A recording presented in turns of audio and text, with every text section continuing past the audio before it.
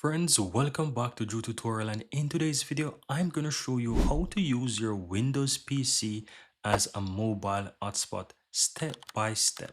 So first thing, on your Windows PC you want to go ahead and go to your settings. So you can right click on the Windows desktop icon here on your taskbar and go to settings directly.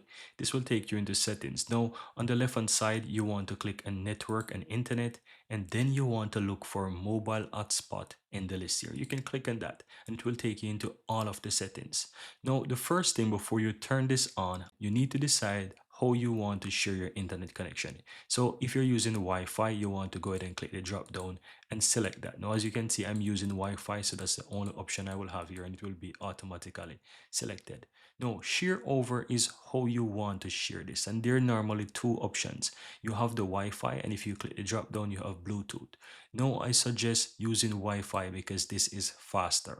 Now, the next thing is to choose the security settings and also the speed. Now, if you click on edit, you can go ahead and you can choose the name of the Wi-Fi. You can do the password. So I'm going to go ahead and choose, for example, 1234 for the time being, because I'll test this on the mobile so you can see it. And then you also have the network band. You can choose 2.4, or you can choose whatever is available, and you can choose 5G. So I'm going to leave this at 5G there. Now I'm going to click on save. However, you realize that it requires at least 8 characters. So I'm going to put it 1, 2, 3, 4, 5, 6, 7, 8. Let's do that and click on save. It should work now. And that's it. Now I'm going to go ahead and turn this on. And once this is on, guys, all I will do now is just open up my phone. So I'm going to go ahead and show you a recording of my mobile.